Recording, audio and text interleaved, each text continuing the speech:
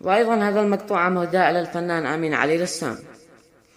قالها المقدشي فتح من صلب رضوان، ذي لها قوى قوافي من عقولان رزيناهم، برسل أجمال عطر كاذي وعوده وريحان، لابن رسام توصل بالعطور الثمينة، قدرهم وسط قلبي حل في كل وجدان، يا سلامي لهم تعداد طش الزانينة، هو سند في الطوارف بين دهري والأزمان، طيبين القلوب ما يحملوا للضاغينة.